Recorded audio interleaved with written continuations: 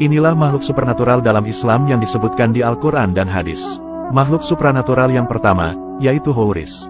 Houris dalam Al-Quran disebut sebagai bidadari. Bidadari adalah makhluk perempuan yang akan menemani orang beriman ketika di surga. Kisah bidadari surga ini sering dikaitkan dengan 72 perawan yang dirujuk dalam hadis Nabi.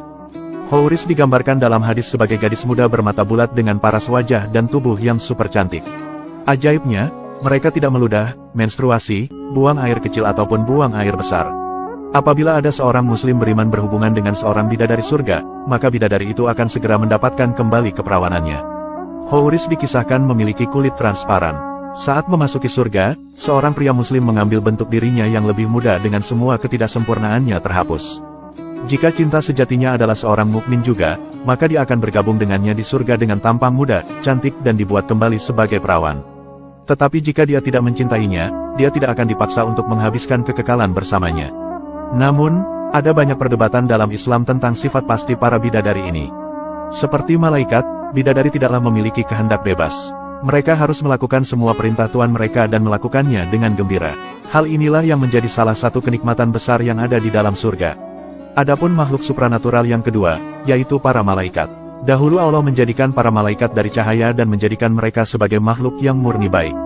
Tetapi, Allah tidak memberikan kehendak bebas kepada para malaikat. Malaikat dalam Islam hanya melakukan apa yang diperintahkan Allah kepada mereka. Mereka tidak makan atau minum, dan tidak pula lelah beribadah kepada Allah. Mereka seakan-akan seperti mesin yang diprogram. Malaikat sendiri memiliki ukuran besar, adapun malaikat terbesarnya, memiliki 600 sayap yang masing-masing menutupi cakrawala. Tingginya membentang dari surga ke bumi, dan dia bisa bergerak lebih cepat dari kecepatan cahaya seperti halnya semua malaikat.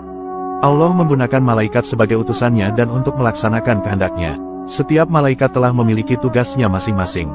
Untuk malaikat Jibril, ia bertugas menyampaikan wahyu kepada Rasul. Adapun malaikat Mikail, ia bertugas mengatur rezeki kepada makhluk-makhluk Allah. Adapun malaikat Israfil, ia bertugas untuk meniup trompet sangkakala kelak di hari kiamat. Adapun malaikat Israel, ia bertugas mencabut nyawa. Adapun malaikat Raqib, ia bertugas mencatat amal kebaikan. Adapun malaikat Atid, ia bertugas mencatat amal-amal buruk. Adapun malaikat Munkar, ia bertugas memeriksa manusia di alam kubur.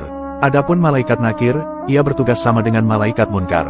Adapun malaikat Malik, ia bertugas menjaga pintu neraka. Adapun malaikat Ridwan, ia bertugas menjaga pintu surga. Adapun makhluk supranatural yang ketiga, yaitu iblis. Dahulu setelah penciptaan malaikat dan jin menjadi benar sendiri dan tidak patuh, dan para malaikat harus memukul mereka kembali agar tunduk. Selama pertempuran, jin dari ras setan mampu membedakan dirinya dengan namanya iblis. Allah mengenali iblis sebagai murid yang layak dan membawanya ke surga di mana dia akan dibimbing oleh para malaikat. Seiring waktu, iblis menjadi sangat bijaksana sehingga sekarang dialah yang memberi petunjuk kepada para malaikat. Bahkan, dahulu iblis termasuk kategori makhluk yang ahli ibadah sehingga membuat banyak para malaikat iri. Ketika Allah menciptakan Nabi Adam, Allah memerintahkan para malaikat dan jin untuk bersujud di hadapan ciptaan baru ini, tetapi iblis yang sombong menolak. Untuk itu, Allah lantas mengutuk iblis untuk dieksekusi pada hari pembalasan. Iblis lantas kembali kerasnya setan dan jin yang telah memilih untuk menjadi jahat. Setelah kekalahan telak mereka di tangan para malaikat, jin telah berkumpul kembali di sebuah pulau di Samudra Selatan yang mereka jadikan kerajaan mereka. Iblis lantas menjadi penguasa mereka. Mereka lantas berusaha menggoda manusia untuk melakukan kejahatan. Adapun makhluk supranatural yang keempat, yaitu makhluk marit. Marit adalah jenis jin tertua dan paling kuat. Marit dapat mengubah bentuknya sesuka hati tetapi secara alami memiliki penampilan biru halus, dengan dada gentong dan kepribadian sombong yang serasi. Selama pemberontakan jin, beberapa marit berperang melawan para malaikat. Setelah kekalahan mereka, kebanyakan dari mereka dengan patuh kembali ke alam jin, tetapi yang lain menolak dan masih berjalan di bumi. Kadang-kadang mereka dapat ditemukan berkeliaran di gurun dalam bentuk orang tua. Marit hitam memerintah saudara-saudaranya yang biru. Ketika Allah memberi Raja Sulaiman kemampuan untuk mengendalikan jin, seekor marit hitam berdiri di samping Nabi Sulaiman dengan tangan terlipat dan menghukum jin manapun yang menolak untuk mengikuti perintah Sulaiman. Namun, marit hitam tidak senang dengan pengaturan itu. Dia selalu memasang ekspresi masam di wajahnya dan membenci bahwa dia tidak lebih dari otot Solomon. Adapun makhluk supranatural yang kelima, yaitu Ifrit. Jin Ifrit adalah kelas jin yang kuat dan licik. Mereka muncul sebagai asap dari tanah dan membentuk setan besar bersayap yang mengeluarkan api. Mereka bersembunyi di tempat yang lembab dan gelap seperti reruntuhan tua atau di dasar sumur. Di zaman modern, kita mungkin menemukannya di pabrik yang ditinggalkan atau menunggu di kamar mandi yang kotor. Oleh karena itu, penting sekali bagi kita ketika memasuki tempat-tempat seperti itu untuk mengucapkan doa untuk melindungi dari jin. Jin Ifrit dahulu pernah bersembunyi dari tuannya yaitu Nabi Sulaiman dan terperangkap di dalam botol selama berabad-abad. Jika ada nelayan mengharapkan 3 permintaan sebagai hadiah, maka dia akan terkejut. Satu-satunya hadiah yang diberikan Ifrit kepadanya adalah pilihan bagaimana dia ingin mati. Untungnya, nelayan itu bisa mengelabui Jin Ifrit dengan menanyakan bagaimana makhluk sebesar itu bisa masuk ke dalam botol sekecil itu. Jin Ifrit lantas menyusut dan melompat untuk menunjukkan padanya dan nelayan itu memasukkan kembali gabusnya. Kadang-kadang, kita bisa memasukkan kembali jin ke dalam botol. Adapun makhluk supranatural yang keenam, yaitu Ghoul. Ghoul adalah makhluk humanoid yang memakan daging mayat yang membusuk. Gerakan dan penampilan mereka mirip dengan Gollum yang didongkrak dari Lord of the Rings. Mereka menggunakan cakar panjang mereka untuk merobek tanah dan merobek peti mati. Penggambaran hantu modern membuat mereka mampu menyerap ciri-ciri manusia yang mereka makan, seperti ingatan dan penampilan. Kita dapat menemukan mereka ini yang tinggal di terowongan di bawah kuburan.